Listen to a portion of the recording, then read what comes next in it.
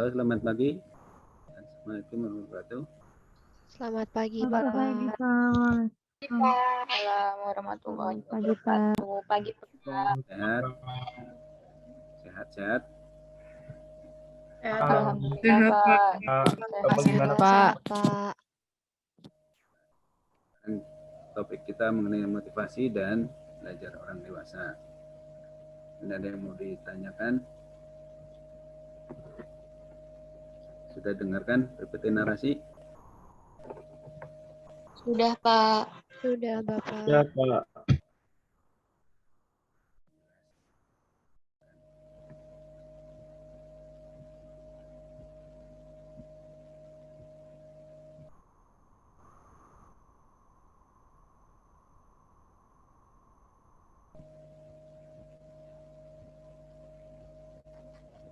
Om mau bertanya, Pak.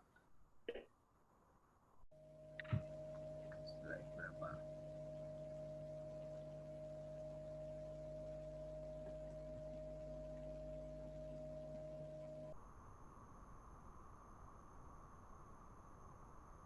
Ya, silakan.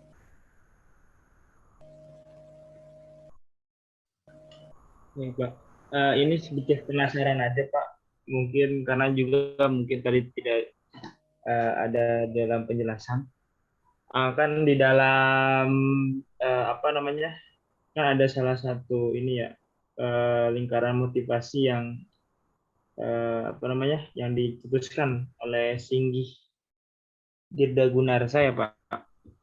Nah, eh, kan itu namanya lingkaran motivasi, Pak. Nah, di sana kok ingin penasaran aja, Pak. Kok kenapa si motivasi ini ada lagi gitu? Padahal kan ini istilahnya udah masuk lingkaran motivasi gitu. Jadi kok kenapa motivasi itu ada dalam lingkaran itu gitu, Pak? Itu sih penasaran itu aja sih, Pak. PPT-nya kelihatan? Kelihatan, Iya, Bapak. kan? Oke. Yang nomor 4 ini maksudnya ya? Iya. Oh, ya gini. Ini kan menggambarkan ada lingkaran motivasi ya. Awalnya kita mau mulai dari mana? Dari sini nomor 1 atau nomor 7? Ya, untuk supaya ada tindakan baru ya nomor 1 ya. Jadi kita mulai dari adanya ketidakseimbangan. Misalnya apa? Ya misalnya sekarang kan banyak atau tuntutan pekerjaan itu minimal S1 misalnya ya. Ya. Jadi sementara kita misalnya baru lulus SMA. Sehingga ada keinginan ini kan, kemudian ini kan yang disebut ketidakseimbangan karena antara yang kita punya dengan tuntutan ya, tuntutan lowongan kerja itu tidak sama, sehingga di situ ada ketidakseimbangan, sehingga kita merasa ada kekurangan ya, merasa ada kekurangan, sehingga kemudian ya kita ada keinginan untuk sekolah, ya kan? Ada dorongan untuk sekolah, sehingga timbul kebutuhan ya, kebutuhan untuk sekolah. Dan di situ ada motivasi sekolahnya apa, motivasi kuliahnya apa. Kalau yang ingin tadi menyamakan ya standar minimal pendidikan kita, karena persyaratan pekerjaan itu minimal S1. Nah, bagaimana kalau orang yang sudah kerja? Ya bisa sama saja, misalnya tuntutan pekerjaan kita ternyata dinaikkan syaratnya ya.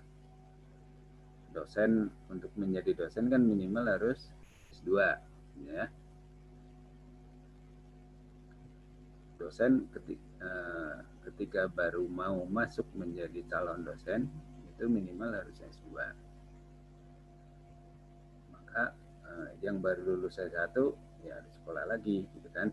Nggak ada motivasi untuk sekolah, supaya dia punya motivasi yang nanti menghasilkan tindakan ya, menghasilkan tindakan ya mendaftar gitu kan, mendaftar kuliah. Atau dosen yang dosen itu kan kalau sebagai pegawai negeri ada golongan 3 dan golongan 4 ya. Nah, dosen yang mau golongan 4 itu sekarang punya syarat, memang belum wajib betul ya, tetapi sudah dipersyaratkan harus S3 ya, harus bergelar doktor.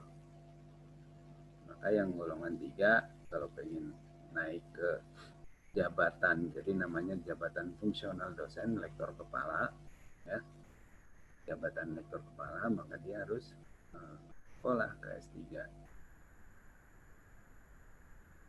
Kalau guru SD minimal harus S1 ya, kemudian rame-rame sekolah S1. Karena kalau tidak S1 maka statusnya dipindahkan ya, dari guru menjadi tenaga administrasi ya, atau pegawai administrasi.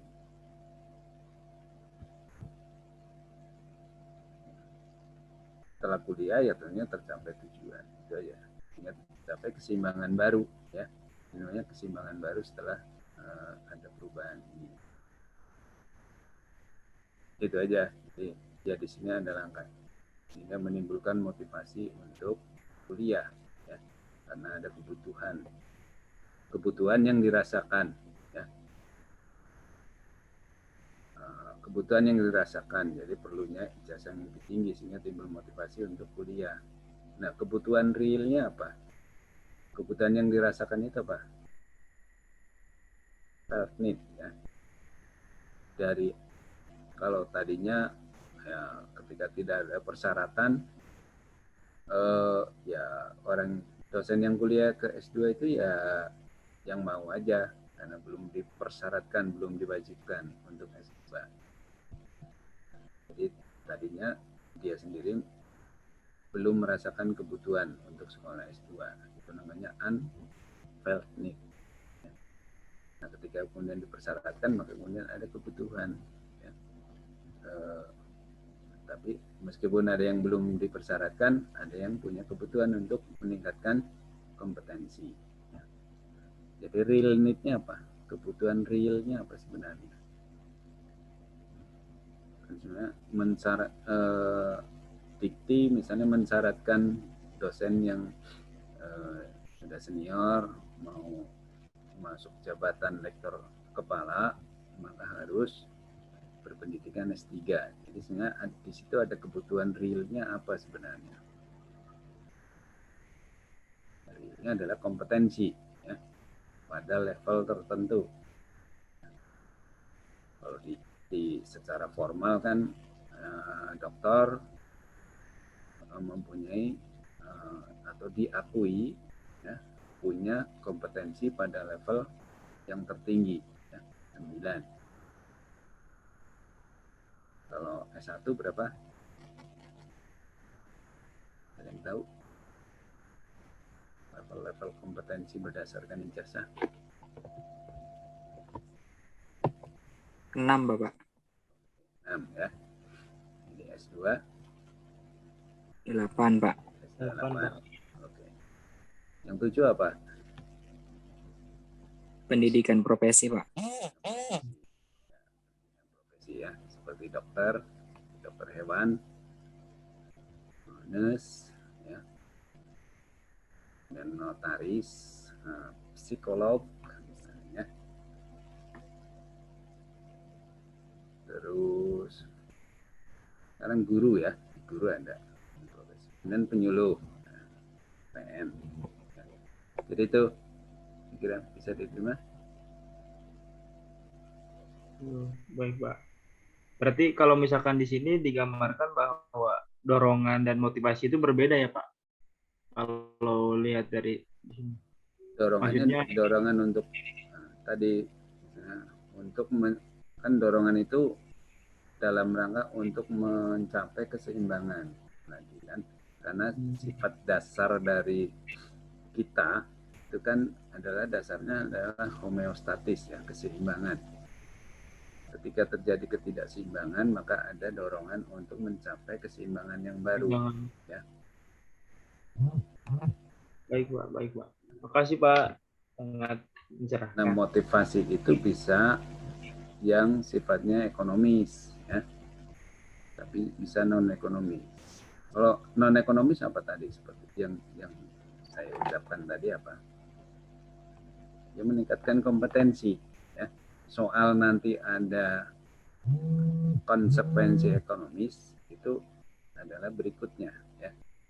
Tapi bukan menjadi tujuan utamanya. Tapi ada juga yang motivasinya justru lebih ke ekonomisnya, ya.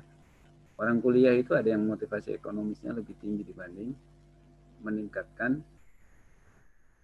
motivasi untuk meningkatkan kompetensi, ya, untuk kemampuan keterampilan. Misalnya apa? Ya, guru SD kemarin, ya, antara 2010 2014 itu kan beramai-ramai sekolah S1, mana aja asal S1. Nah, tapi motivasi utamanya apa? Bukan meningkatkan kompetensi ternyata, tapi lebih karena tadi bahwa guru itu harus berijazah S1, ya, supaya bisa memperoleh tunjangan sertifikasi guru, ya. Buktinya apa? Bahwa mereka motivasi untuk meningkatkan kompetensinya kurang. Ya, kuliahnya asal-asal, suruh mengerjakan tugas, ya sebenarnya, atau mungkin mencontoh, ya, nyontek dari temennya. Yang penting dia mengumpulkan tugas, atau sekedar mengumpulkan tugas, tidak dikerjakan secara baik. Kenapa saya bisa cerita? Nah, saya pernah menjadi apa mereka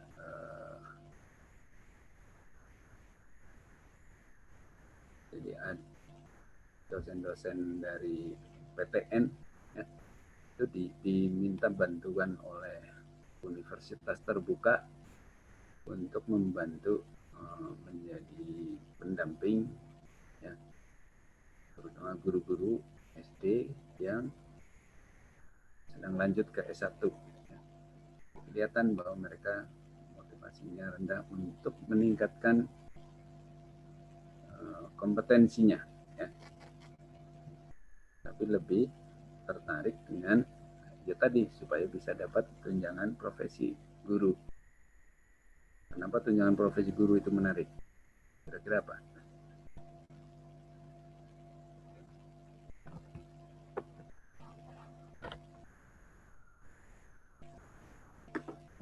Ada yang tahu? Yang besarnya satu kali gaji pokok. Dan ada yang gengsi kan kalau dipindahkan menjadi tenaga pendik, ya, tenaga kependidikan.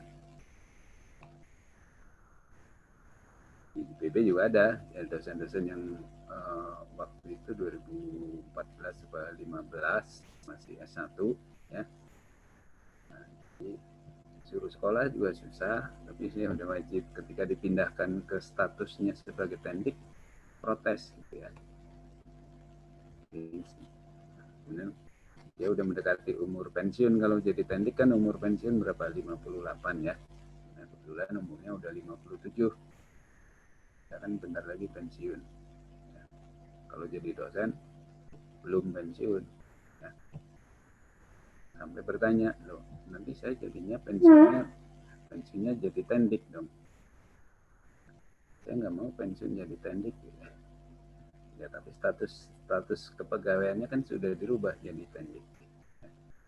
Ketika setelah 2015 ke sini dia belum berstatus sedang sekolah S2. Kalau yang sedang berstatus sekolah S2, maka ditunggu sampai 2016.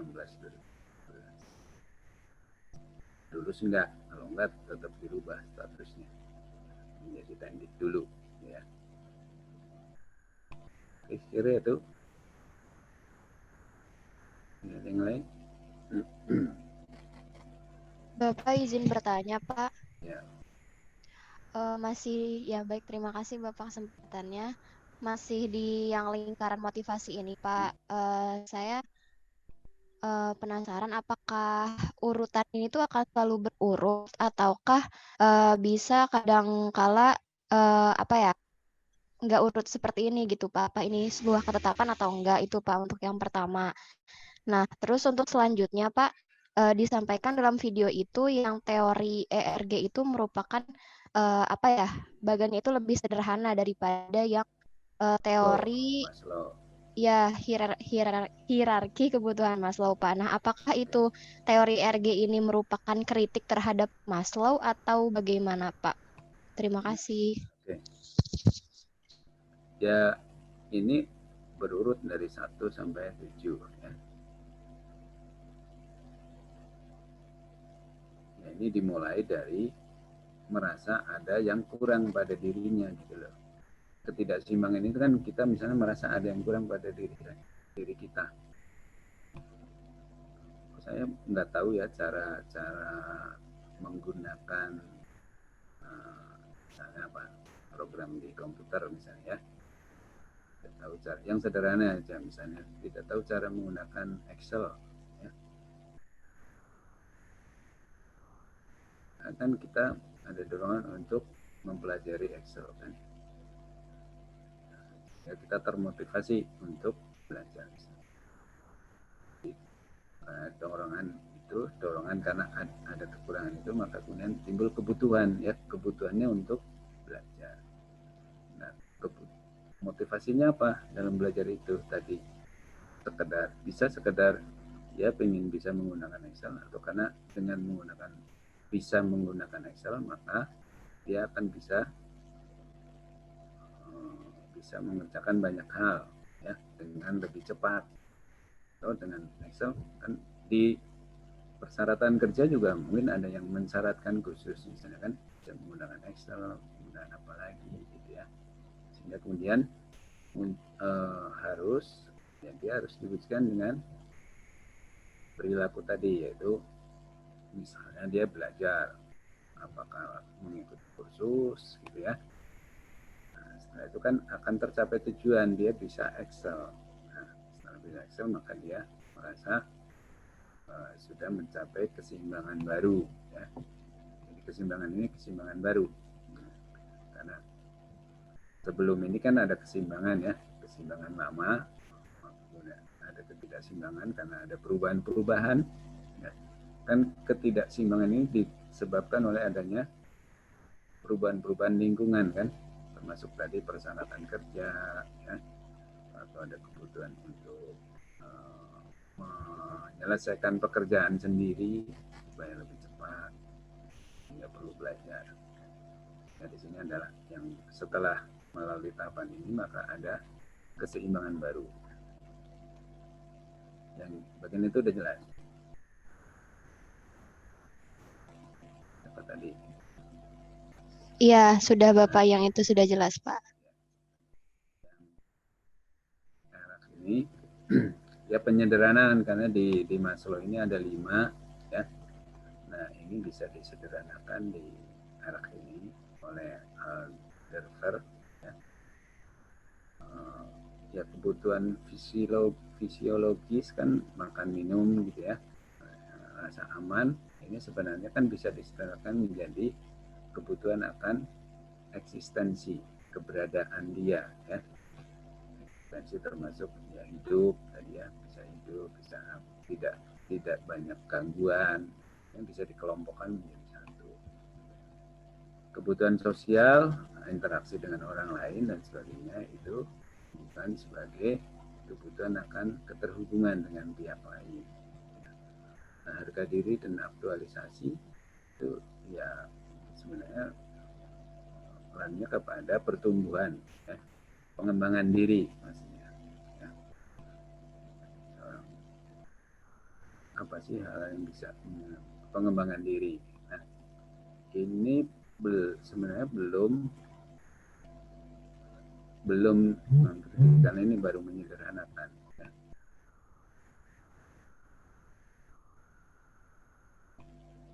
tidak secara spesifik ini mengkritik teorinya Maslow.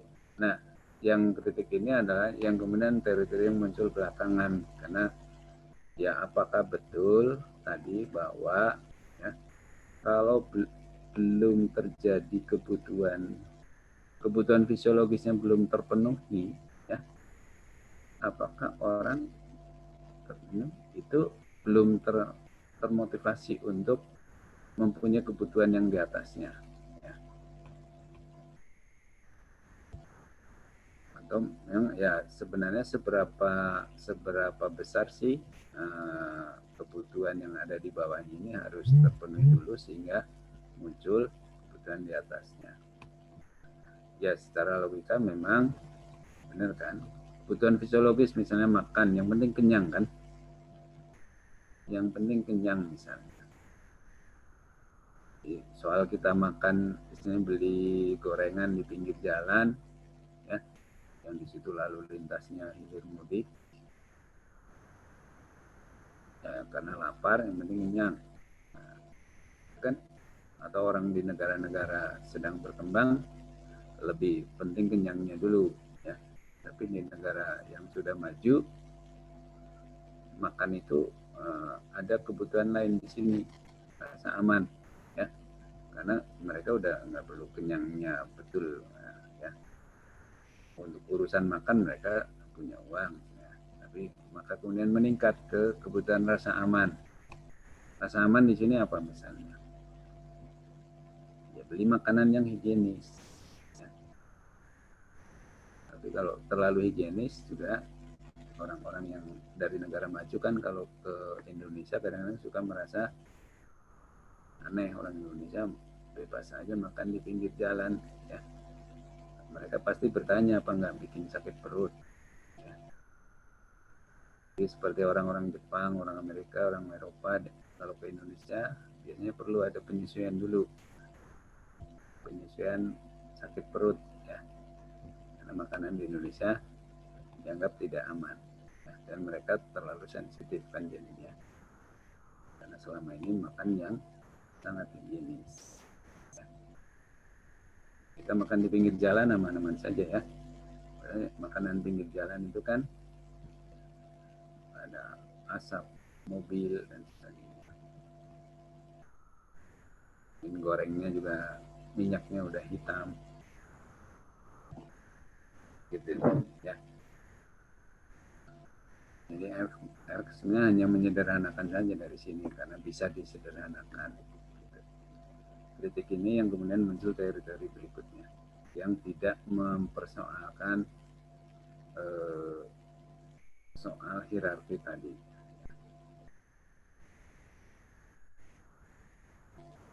Bisa dipahami?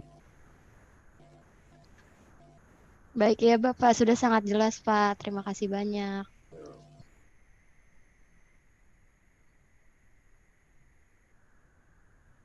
Izin bertanya boleh Pak? Yuk. Baik, terima kasih Pak. Sebelumnya saya Alda, saya ingin bertanya mengenai maksud motivasi. Jadi tadi kalau di video kuliah belum terlalu dijelaskan gitu Pak, cuman kalau nggak salah tadi di video kuliah hanya dibacakan gitu. Nah saya masih agak kurang mengerti, ini kira-kira konsumtif, instrumental, sama substitutif ini contohnya bagaimana dan hubungannya dengan motivasi itu kayak gimana gitu ya Pak? Jadi kayak apakah ini tujuan atau kayak gimana gitu belum terlalu paham gitu Pak. Mungkin bisa dijelaskan contoh realnya kali ya Pak. Kayak misalnya tadi Bapak menjelaskan yang contohnya ada PNS dan lain-lain. Mungkin bisa dikasih contoh real kayak gitu Pak. Terima kasih.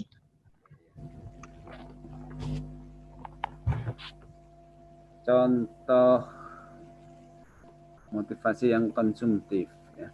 Jadi ini kan dicirikan oleh perilaku seseorang yang ingin langsung terpenuhi segala sesuatu yang diinginkan. Contoh yang paling gampang ya kita punya uang, ya. Maka apa yang kita inginkan akan kita beli, ya. Yang kita inginkan belum tentu yang kita butuhkan.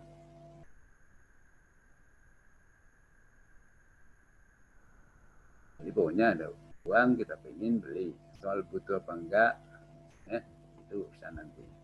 Ternyata yang kita beli sebenarnya enggak kita perlukan, cuma kita ingin aja beli. Ya contoh yang paling gampang, motivasi konsumtif ya kita enggak punya manajemen keuangan, termasuk dengan perilaku menabung ya untuk masa depan.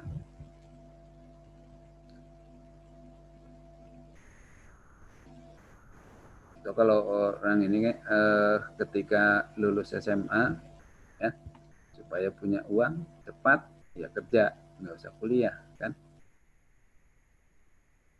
Konsumtif. Tapi yang instrumental ya Anda kuliah dulu. Kuliah itu kan investasi juga ya.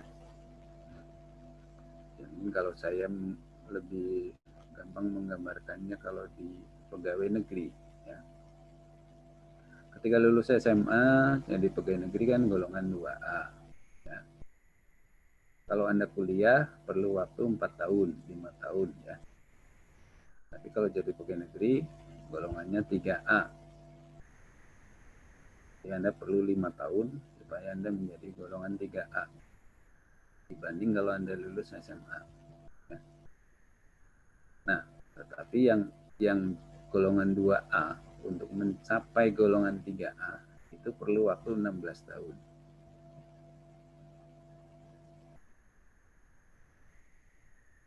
Begitu ya. Jadi instrumental ini perilaku yang tidak langsung ingin mendapat timbal balikan skala yang dilakukan. Ya kita kuliah itu kan kita menunda ya, menunda yang langsung ingin terpenuhi tadi dapat uang, malah kita harus investasi ya kan, bayar sekolah. Itu yang 1 dan 2 ya. Substitutif, jadi ini mengganti ya. Jadi ini adalah satu kondisi atau aktivitas yang mengambil alih atau menggantikan satu tujuan semula ya, yang terjadi karena ketiadaan motivasi yang sepenuhnya dapat memuaskan keinginan seorang tersebut. Ya. Jadi yang tujuan semulanya apa ya, kemudian dia berubah tujuannya atau motivasinya. Tadinya kuliah ya idealnya kan sebenarnya meningkatkan kompetensi ya. Dan ketika kuliah dia merasa tidak memperoleh sesuatu misalnya, ya mungkin dia kemudian menggantikan tujuan semulanya ya, siapa tahu dapat kawan yang bisa jadi jodoh misalnya, mungkin nanti akan terpenuhi.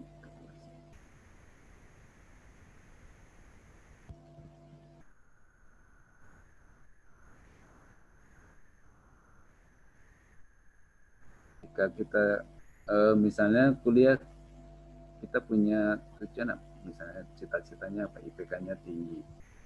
Kalau kita tidak bisa mencapai IPK tinggi, kemudian apa kuliahnya? Kalau memang tetap punya motivasi bisa dapat IPK tinggi, atau mungkin merubah motivasinya ya. Ya udah yang penting lulus gitu ya. Yang penting lulus. Bisa diterima. Yang instrumental sama yang substitutif udah sangat jelas Pak. Cuman yang konsumtif saya masih kurang ngerti kalau kayak di POD gini gimana ya Pak? Ya ingin segera terpenuhi keinginannya, apa yang dia inginkan. Ya konsumtif dalam POD. Ya apa sih yang pengen segera dipenuhi? Nah, misalnya ya udah kuliah yang singkat saja ini ya. Yang penting punya ijazah, diakui, bisa untuk penyesuaian misalnya. Terus dari kuliah yang lebih gampang supaya cepat selesai ya. Instrumental kan sebenarnya kuliah itu untuk meningkatkan kompetensi yang benar itu ya. Sehingga ya namanya kuliah itu karena ada yang berpendapat kuliah itu ya memang berat. Kalau di orang Islam malah ada yang ulama yang bilang ya kalau belajar itu tidak menikmati kesusahannya, maka tunggulah waktu kehancuran bangsa itu. Jadi kalau kuliah itu gampang-gampang saja, tidak banyak belajar, ya, kemudian lulus, ya maka bangsa itu suatu saat akan hancur karena kompetensi orang-orangnya tidak memadai. Ya. Secara ijazah tinggi-tinggi pendidikannya, tetapi secara kompetensi tidak mempunyai kompetensi. Ya konsumtif, yang gampang ya pokoknya kita punya uang tadi langsung kita beli kalau kita ingin. Ya. Kita tidak misalnya tidak punya keinginan untuk menabung, ya nanti saja kalau kita sudah punya uang lebih banyak kita bisa membeli yang lebih baik. Ya. Itu aja, bisa diterima. Oh iya Pak, paham Pak, sangat jelas. Terima kasih banyak Pak. Bapak izin bertanya, Pak. Ya. Baik, terima kasih atas pertanyaan Bapak. Saya Taufik. Jadi tadi yang di teori dua faktor atau teori Heisenberg tadi masih agak bingung, Pak. Tadi kan ada teori yang intrinsik yang berkaitan dengan keadaan pekerjaan dan juga yang ekstrinsik berkaitan dengan keadaan pekerjaan dan intrinsik itu berkaitan dengan kepuasan pekerjaan itu, Pak. Nah, dari penjelasannya itu masih bingung. Jadi dari dua hal itu perbedaannya bagaimana, Pak? Yang hal yang ditonjolkan biar lebih gampang dicerna gitu.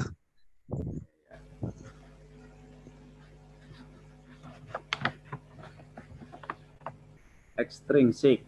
Jadi ini faktor-faktor ya yang terkait dengan keadaan pekerjaan. Ya. Ini dikatakan jika tidak ada faktor ini, ya, maka akan menyebabkan rasa tidak puas di antara para karyawan. Ya. Nah, faktor-faktor yang membuat orang merasa tidak puas itu disebut juga sebagai faktor kesehatan. Nah, faktor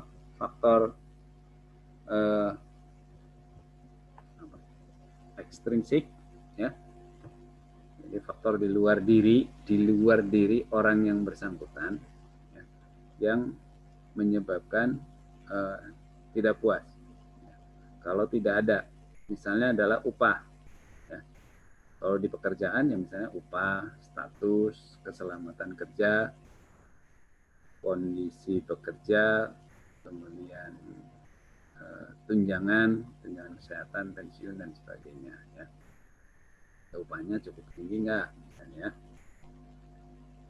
Nah, yang faktor intrinsik itu adalah serangan kondisi itu berupa kepuasan pekerjaan. Jadi di sini dikatakan bila ada dalam pekerjaan tersebut itu akan menggerakkan motivasi yang kuat dan menghasilkan prestasi pekerjaan yang lebih baik. Ya. Tapi jika tidak ada, tidak terlalu menimbulkan rasa ketidakpuasan yang berlebihan. Nah, faktor intrinsik itu adalah berasal dari pekerjaannya itu sendiri. Misalnya pekerjaan yang bermakna dan menantang, ya.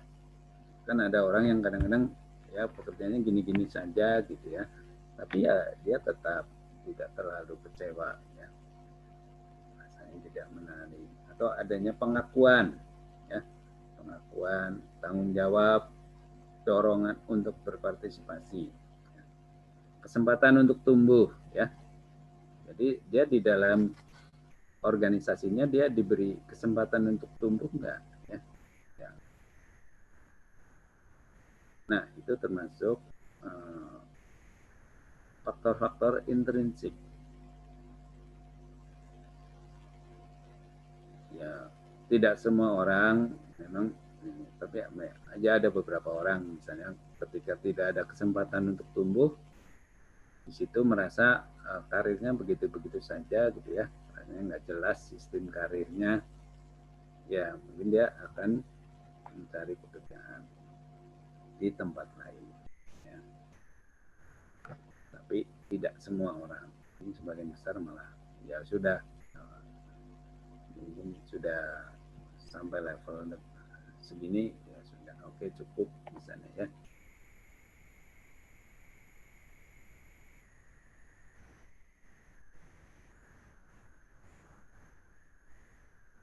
Nah, itu yang bisa dijelaskan.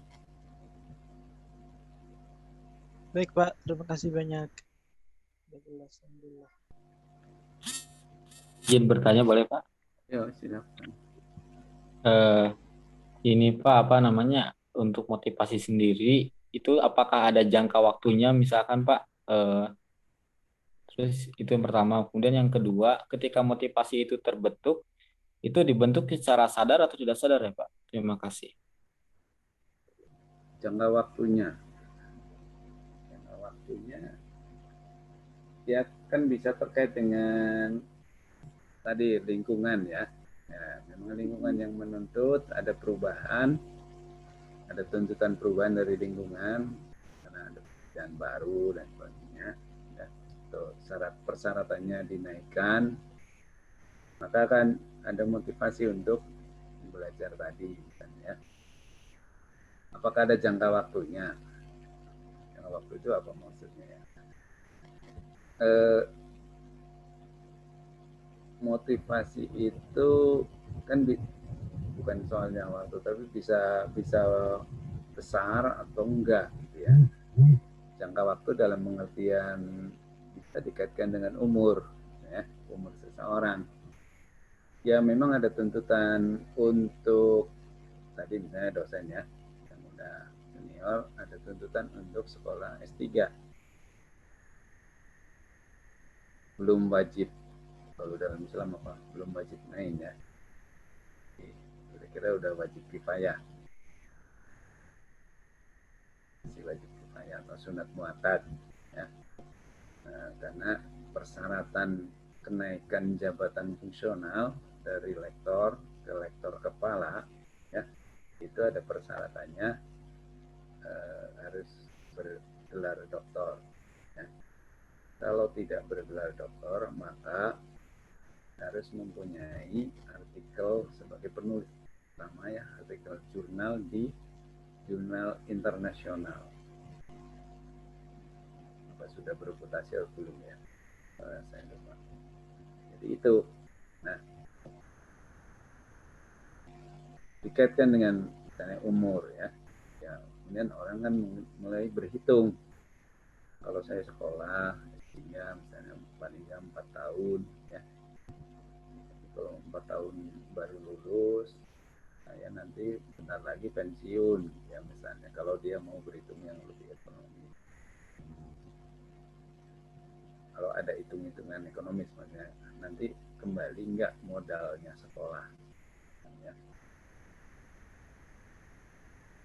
Kecuali kalau orang yang ya niatnya adalah meningkatkan kompetensi ya. Soal nanti pas lulus sudah hampir pensiun, bisa juga untuk mencari pekerjaan di tempat lain ya. Itu beda ya, mungkin ada kaitannya dengan umur mungkin yang ini ya. Orang yang sudah senior ya motivasinya untuk sekolah itu akan menurun gitu. Kira-kira itu. Jadi apa lagi? Ya Pak, itu sudah terjawab. Kemudian Pak, tapi sudah sih Pak, itu aja kayaknya Pak. Sudah mewakili. Sudah. Ya. Terima kasih.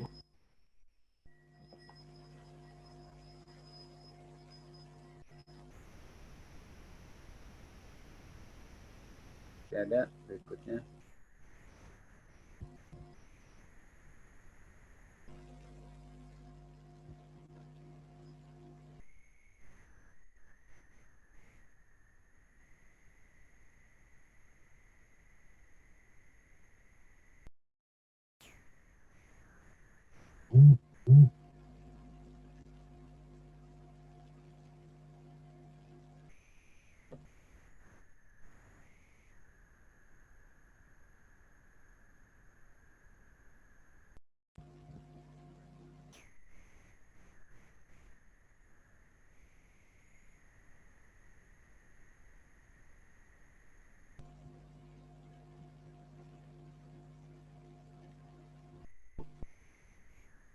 Bapak izin Ya, bertanya.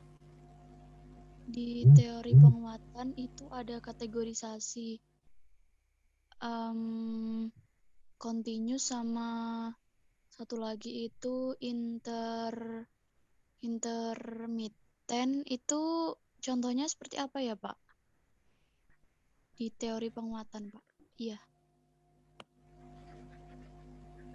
ada yang continuous, ada yang intermittent. Ya. Continuous itu ya berarti terus menerus. Jadi penguatan diberikan setiap perilaku tertentu yang diinginkan itu dilakukan. Ya. Jadi itu memberi imbalan, misalnya setiap pekerja mencapai satu produktivitas dalam unit tertentu. Ya. Ya. Memberi imbalan setiap pekerja mencapai satu produktivitas dalam unit tertentu. Jadi kan setiap perusahaan atau organisasi, ya bukan hanya perusahaan tapi organisasi juga akan menetapkan satu kinerja minimal, ya menetapkan satu kinerja minimal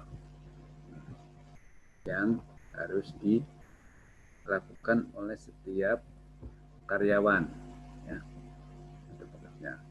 Nah kalau itu melampaui, misalnya, atau ketika mencapai maka dia diberi imbalan yang setiap dia mencapai kinerja itu. Ya. Jadi misalnya dosen kan kinerjanya itu ditetapkan minimal 12 SKS per semester. Ya disebut pekerja normal itu 12 sampai 16 SKS per semester. Satu SKS itu setara dengan 3 jam per minggu dalam satu semester. Ya. Satu semester itu 24 minggu, jadi 3 kali 24 minggu. Ya. Jadi satu SKS setara dengan 72 jam kerja.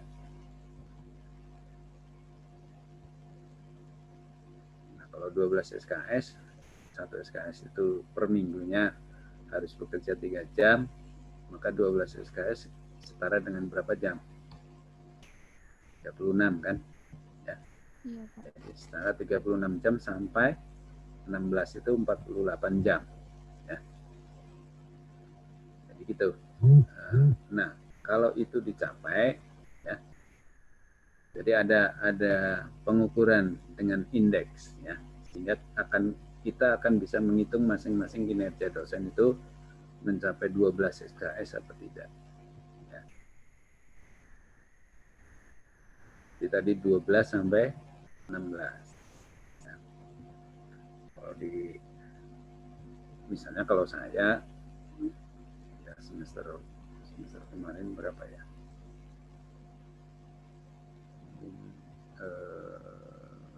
19 ya, 19 SKS. Biasanya saya di atas 20. Jadi melebihi kewajiban. Ya. Jadi yang penting mencapai 12-nya itu sudah diberi insentif rutin, ya, yang disebut dengan tunjangan profesi dosen. Ya. Sertifikasi dosen itu dibayarkan penuh. Nah kalau tidak mencapai 12, ya, maka di dalam peraturan dikti itu ada pemotongan tunjangan sertifikasi dosen. Nah itu yang continuous, ya. Intermittent itu jadi sewaktu-waktu istilahnya, ada interval, misalnya ada interval yang jangka waktu itu. Jadi imbalan diberikan berdasarkan periode waktu. Ya. Nah, misalnya kalau di perusahaan ya gajinya mingguan, dapat makan sekali sehari, makan siang, ya misalnya itu ada intervalnya. Itu yang tetap, ya. Tapi yang berupa variabel yang maksudnya memberi penghargaan ketika mencapai prestasi tertentu, ya. Jadi kan penghargaan kan tidak rutin, ya. atau ada sidak yang tidak teratur ya.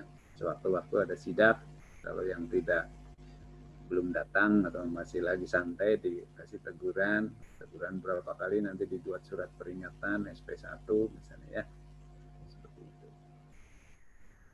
Intermiten yang lain imbalan yang diberikan atas pencapaian output tertentu ya. Yang tetap memberi bonus, yang berupa variabel misalnya memberi hadiah secara undian ya, atau ada apa namanya, yang kalau kita misalnya kalau di koperasi misalnya kita menghadiri rapat anggota tahunan, maka di situ ada door prize misalnya. Nah, door prize itu yang disebut tadi sebagai hadiah secara undian ya. Itu contohnya. Baik Pak. Sama mau nanya lagi Pak. Berarti Ya, ya. kalau misalkan kayak yang profesinya PNS kan ada tunjangan hari raya, berarti itu maksudnya intermittent ya Pak? Iya. Karena tidak terus. Iya. Waktu-waktu tertentu oke. saja. Iya. Oke Bapak, terima kasih Pak.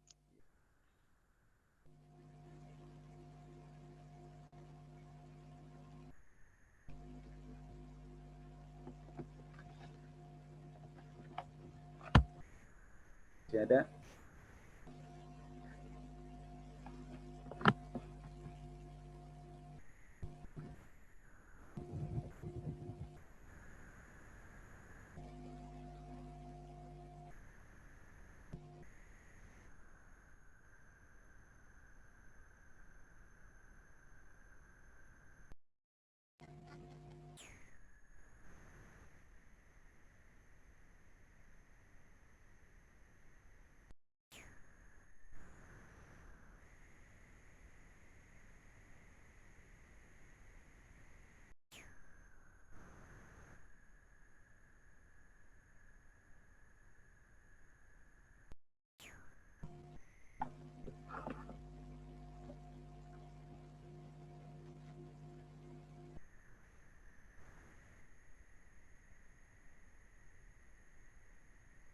Halo, masih ada?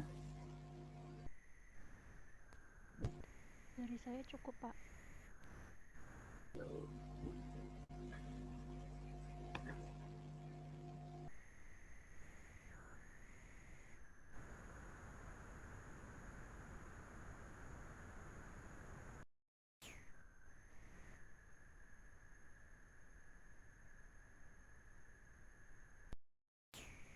Yang lain? Ya.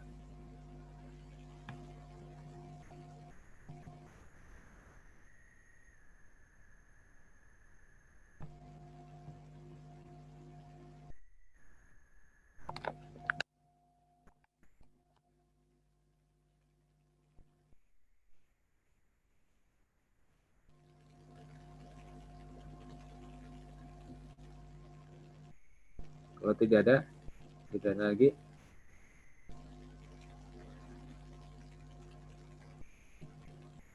Kalau sudah cukup, mungkin saya tutup ya.